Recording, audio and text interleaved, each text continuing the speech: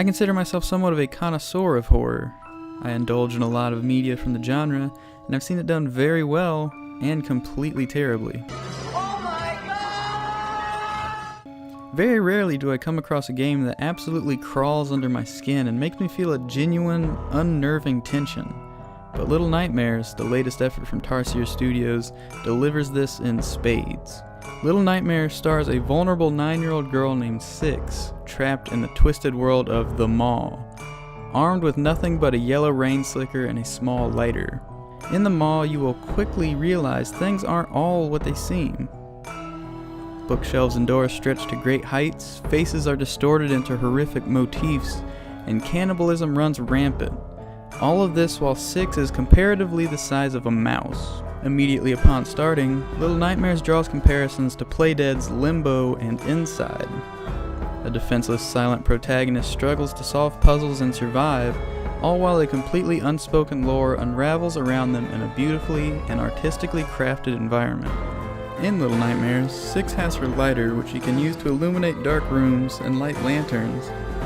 She can also crouch to evade enemies and grab items to push, pull, and throw, or grab walls to climb.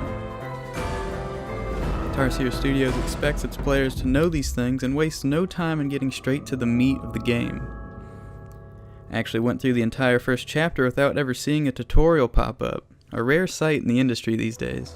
I was given a certain amount of freedom to explore, and Tarsier Studios trusted me as a gamer to know how the game controlled, which is fair considering that the controls are fairly basic. The simplicity of Little Nightmares' control scheme is in no way a fault against the game. It takes those few mechanics and polishes them to where the game feels like a solid platformer in its own right. Tarsier Studios uses this simplicity to drop you into tense situations that require you to take action without getting bogged down with complicated controls. Six can be on the run from a demonic little man with insanely long arms trying to snatch her up, and you'll have to guide her through platforms and obstacles to survive. Little Nightmares is without a doubt a very tight controlling game that doesn't overstay its welcome with a very modest playtime.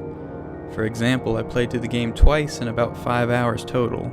While the playtime may seem fairly low at a glance, Little Nightmares benefits from multiple playthroughs, as well as really digging into the maps and searching for hidden items.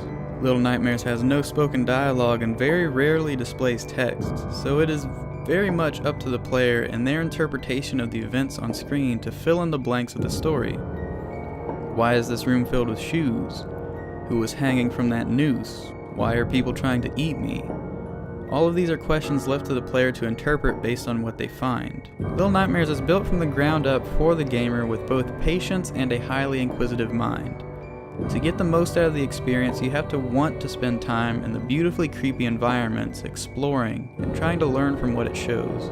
However, while this game does so many things competently, I ran into several technical issues playing through my copy on the Xbox One. The loading times were absolutely punishing, oftentimes asking me to wait over a minute for the game to load after a death.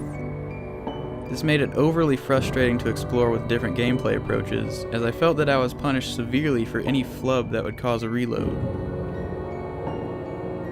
Along with the atrocious load times, I had also experienced very noticeable frame rate drops at seemingly random times. This brought the crisp visuals down to an ugly choppiness. Little Nightmares is truly one of the most unnerving games you'll play this year.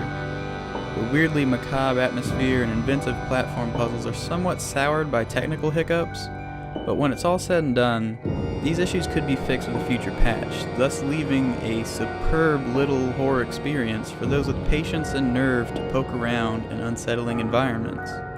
So with that, I am giving Little Nightmares an 8 out of 10.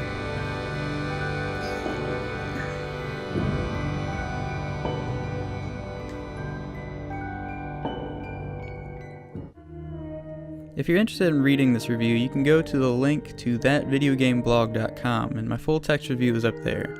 If you want to check out some more videos, make sure to like and subscribe, and we'll keep uploading stuff as soon as we get it ready.